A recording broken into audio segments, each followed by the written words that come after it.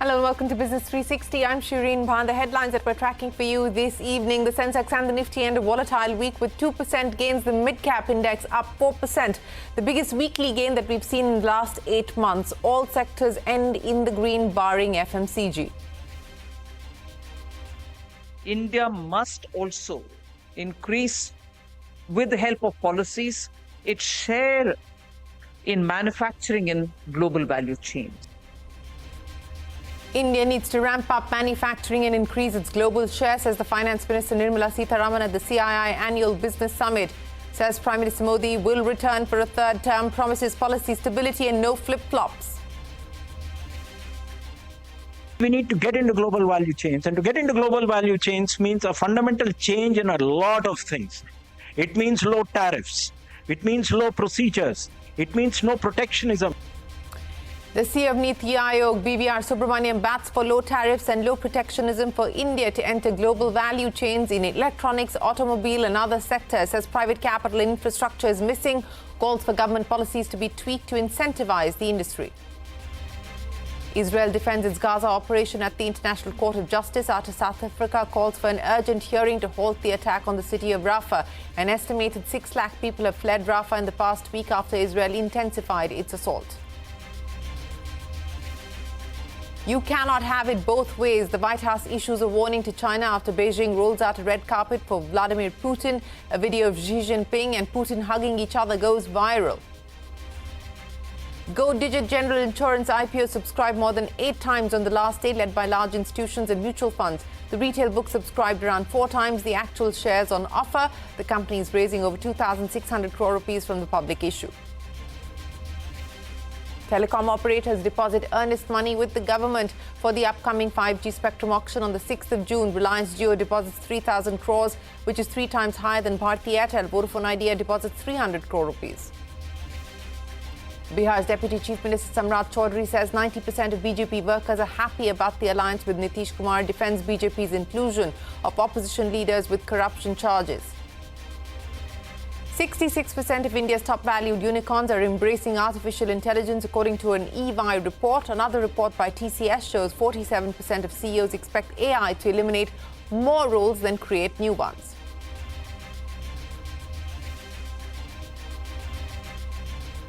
All of that and more coming up for you, but first up, straight to the day's market action. The sensex and the Nifty ended a volatile week with gains. In fact, 2% gains. The mid-cap index up 4%, and this is the biggest weekly gain that we've seen in the last 8 months. The Nifty today closing about 62 points higher, 0.5% higher for the sensex. The Nifty Bank, similar picture, 400 points higher for the Nifty mid-cap. All sectoral indices closing in the green, barring FMCG. Prashant joins us now with the day's market action. Prashant, closing the week strong, and of course we've got a trading session tomorrow, and then we're closed on Monday on account of the elections. Well, finally, the market made up for some of the underperformance that we had been seeing for the last many weeks, actually the last fortnight or so, to be more specific. The market had been coming off continuously, while US markets, to which, especially the Nasdaq, we are most correlated to, had been doing well.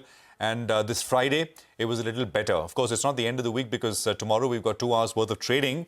But the Nifty had a good close, follow on after yesterday's tremendous 200-point move that we saw coming through in the last sort of hour or so. On the Nifty Bank as well, it was a decent kind of a day. For the week as well, the markets, these indices actually are up about 1.5% or so. Mid caps and small caps, similar kind of pattern, and market breadth actually looked pretty good as well. So, we are ending in a much better fashion with some of the moving averages, etc. regained. Technically, these are important signals.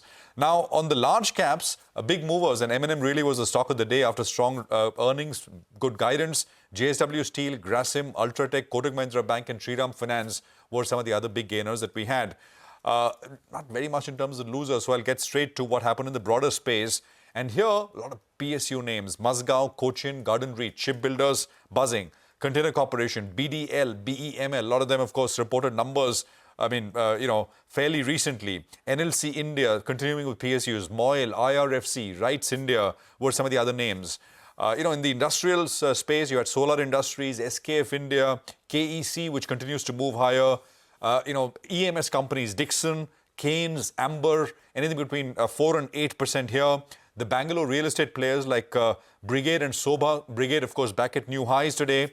There was Naukri, which is Info Edge, Affle India, Crompton, big move. It's basically still not at previous highs, but 15% kind of a move after the earnings. Endurance Technologies and Glaxo were some of the other names. So, this is, of course, a fraction of what moved, but this is where bulk of the volume-led activity really was. Under pressure in Sangvi movers, GE Shipping saw a slide, Honeywell Auto, there was eClerx, NetWeb and Emphasis, which saw some pullbacks as well. As I said, of course, tomorrow we are trading with those 2 hours of market action, which we will track for you. Back to you. Yes, we certainly will, Prashant. Many thanks.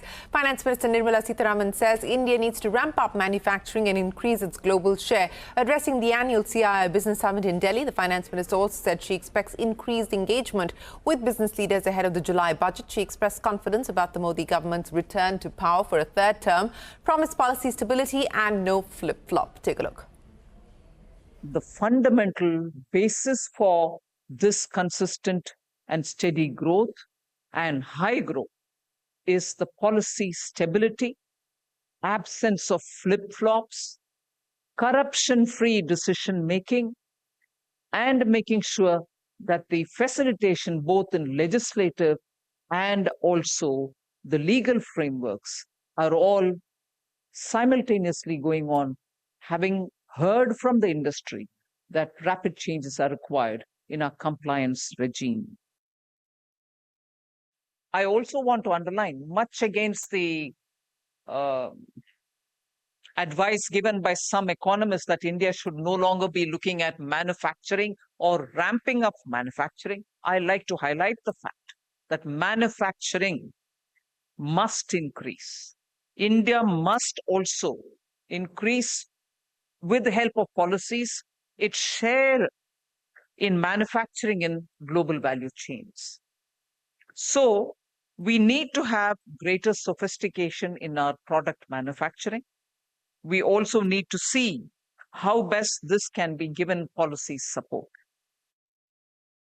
We look forward to a more pointed engagement with the CII to see what best can be done in the July budget, which will be the full year's budget, because what happened on 1st February, as you all know, was a vote on account. It just takes care of the expenditure for the first quarter till such a time the new budget is presented. And for the new budget, therefore, a lot of consultation can begin with the CII team as well. So I'll lay before you some fundamental indicators which you can use for co-creating the future responsibly, not just for India, for also for your partners elsewhere. Well, that is the Finance Minister. Now, the CEO of the NITI Aayog, BVR Subramaniam, has made a strong pitch for low tariffs. Addressing the same CII event, he said India needs lower protectionism to enter global value chains in electronics, automobile and other sectors. He also said private capital infrastructure is missing, calling on the government to tweak policies to incentivize industry. Subramaniam has called for a range of interventions in agriculture to ensure that India becomes the food basket of the world. Take a look. Agriculture has to be focused on, pushed through so that it reaches the next level. That's the very important part of the economy, because it sustains, in a way, in India, it is the sink which absorbs a huge part of the population which is not in other sectors. So I think agriculture requires a whole range of interventions so that actually India becomes a global agricultural power. We can become the food basket of the world. There is no doubt about it. The question is, how do you take it there? And there are a whole set of things to be done. We need to get into global value chains. And to get into global value chains means a fundamental change in a lot of things. It means low tariffs. It means low procedures. It means no protectionism. We are not a part of the global value chain in electronics. We are not a part of the global value chain in automobile. We are not a part of the global value chain in a whole host of other areas. We look back and we get very happy about our performance, but if you look left and right, you see our performance can be much better. That's it. We think auto components is a great story in India. We account for 2% of the global trade in auto components. 2%. That just tells you, let's not be proud. There is a lot to do. I think much more needs to be done in terms of getting private capital into infrastructure. I think barring a little bit in InvITs and REITs, etc., and ports and airports, I think private investment in infrastructure is not there. So we need to come up with new models. We need to come up with new arrangements in which private capital is enthused into investing in infrastructure. That will also require a lot of improvements in contract management and dispute resolution and fast-tracking our legal processes. Well, that is the CEO of NITI Aayog. In international headlines, Israel defending its military offensive in Gaza at the International Court of Justice and has denied that it violated the Genocide Convention. This comes after South Africa called for an urgent hearing of the court and sought to put a stop to the attack on the city of Rafah. It's also urged Israel to withdraw entirely from the Palestinian territory. An estimated 6 lakh people have fled Rafah, a southern Gazan city where more than 1 million displaced Palestinians have sought shelter after the conflict broke out. Meanwhile, Russia's Vladimir Putin and Chinese Premier Xi Jinping exchanged handshakes and a rare embrace in Beijing during the Russian president's state visit. China rolling out the red carpet for Putin, and his visit comes after the US hit China with fresh tariffs. The White House also issued a warning to China, saying it cannot expect closer ties with Europe and also engage with those threatening Europe's security. The video of Xi Jinping and Putin hugging each other has gone viral. Facebook's parent company Meta has come under the European Union's scanner once again. The European Commission has said that it is investigating whether Meta's Facebook and Instagram platforms have stimulated behavioral addictions in children. The Commission is also concerned about Meta's age verification system and privacy risks linked to the company's recommendation algorithms.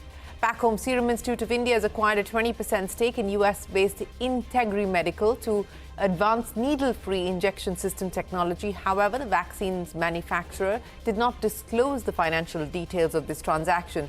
Serum Institute has said that needle-free injection system will be available in the Indian private market very soon. Well, trading platform ICICI Direct resumed trading operations on its mobile app and website an hour after the markets opened today. The broking platform had delayed operations multiple times this morning due to what it called a maintenance issue. The reason behind the maintenance activity has not been disclosed yet.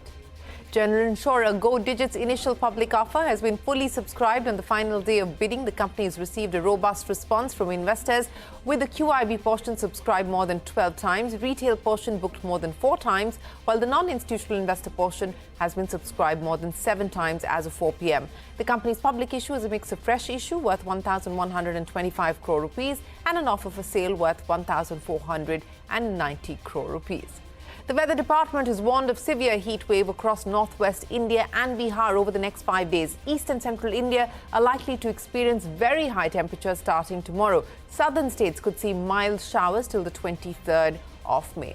Well, we would head into a break, but up next, 66% of India's top valued unicorns are embracing artificial intelligence.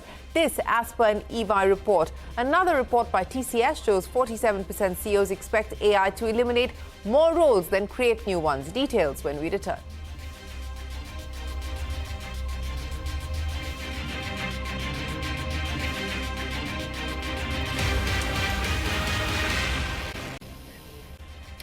Police have arrested Bhavesh Bhinde, the owner of the advertising agency behind the illegal hoarding that collapsed in Ghatkopar in Mumbai on Monday. Bhinde was arrested in Udaipur after 8 teams of the Mumbai police searched various locations. At least 16 people have been killed and over 70 injured after the hoarding collapsed due to gusty winds and unseasonal rains and fell over a petrol pump. Remember, it was an illegal hoarding well beyond the prescribed limits in terms of its size. Bihar's Deputy Chief Minister Samrat Chaudhary has said that 90% of BJP workers are happy about the alliance with Nitish Kumar. Speaking to our colleague Santya Gora, Chaudhary has defended BJP's inclusion of opposition leaders with corruption charges against them.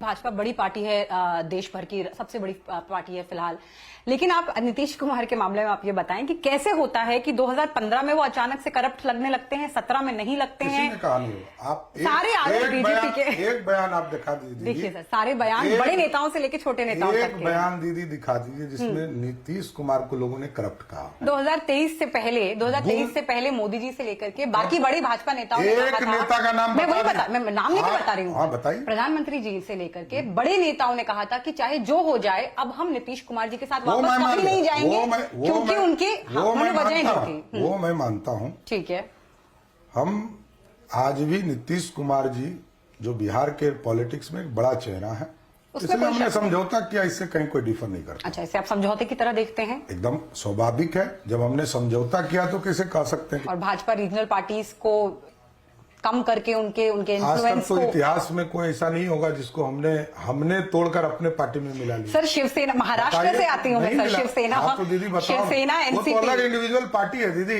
देखिए शिवसेना और NCP के example में बार बार देती रहूंगी। टूटना चाहिए, क्यों नहीं टूटेंगे? वहां तो बेटा भतीजा और बेटी का लड़ाई था, एक जगह भतीजा और बेटा का लड़ाई था, पर पार्टी टूट के टूटेगी ना, उससे क्या लेना देना हमारा। ठीक है, वॉशिंग मशीन के कॉन्सेप्ट की भी मैं बात कर लेती हूँ। देश भर में चल रहा है, चाहे अजीत पवार हो, चाहे बाकी नेता हो, प्रफुल्ल पटेल हो, तमाम नेताओं की बात करें, एक दिन करप्ट उन्हें कहा जाता है, प्रधानमंत्री खुद कहते हैं। अब आप कहेंगे बयान कहाँ है, तो मैं बता देती हूँ, बयान नहीं, खुद कहा है कि 70,000 करोड़ का सिंचाई घोटाला अजीत पवार के नाम पे उन्होंने न्यायालय है इस देश में दीदी, न्यायालय है, न्यायालय तय करती है कि कौन करप्ट है कौन नहीं है। बिल्कुल, लेकिन जैसे आप लोग खुद करप्ट मान रहे हैं, वही मैं कह रहा हूँ, पॉलिटिकल डिसीजंस अलग है, लेकिन इस देश में करप्ट कौन होता है? जैसे लालू प्रसाद जी पंजीकृत अपराधी हैं, 7 केस में सजा आपता है, तो ये अकरप्ट है। तो आपको लग रहा है ये पॉलिटिकल फैसले हैं, लेकिन उसमें भी पॉलिटिकल में भी कुछ तो मोरालिटी चाहिए सर। जैसे हम कल करप्ट कह रहे हैं, उसे आज अगर हम हाथ मिला रहे हैं। केजरीवाल जी को कोर्ट ने ही रिलैक्स करके प्रचार करने के लिए दिया, तब देश में कानून बन गया। सुप्रीम कोर्ट ने कहा, अजीत पवार पे भी सजा नहीं हुआ था। मैं ये कह रहा हूं कि अब तो तय हो गया ना कि अब जो जेल में रहेंगे उनको पॉलिटिकल काम के लिए छुट्टी मिलेगी। और आप कह रहे हैं ये राजनीतिक फैसले हैं सारे? नहीं, राजनीतिक स्वाभाविक है, हम किसी से गठबंधन करते हैं, राजनीतिक फैसले। Well, that is the BJP's Samar Chaudhary speaking to Santya Gaur. And before we wrap, artificial intelligence influencing the way people work and hire, not just globally, but here in India as well. As per an EY report, 66% of India's top valued unicorns are embracing artificial intelligence. Arundhati is standing by with more on the adoption of AI by corporate India. What are the big takeaways, Arundhati? Thanks for that. Artificial intelligence, that's the buzzword echoing across the world, and companies only expect to see explosive growth in the sector over the next 10 years. So where does India stand today and what has been the rate of adoption?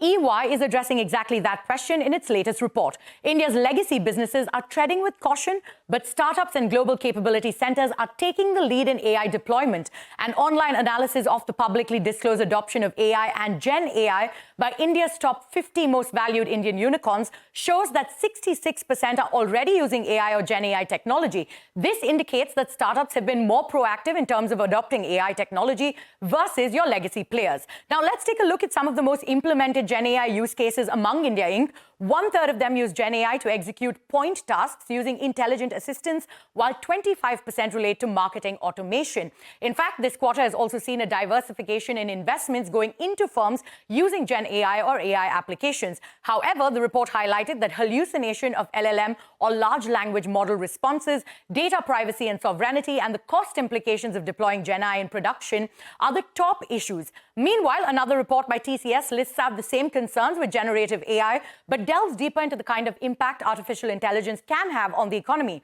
The report, which interviewed over 1,300 CEOs, looked at the potential of AI for business and how it compared with the past disruptive techs like internet and smartphone. While 54% believe the impact would be greater or equal to the internet, 59% say that it would be greater or equal to smartphones. The study also found that 49% of those interviewed expect AI to have no impact on the number of jobs created, while 47% expect more roles to be eliminated than created.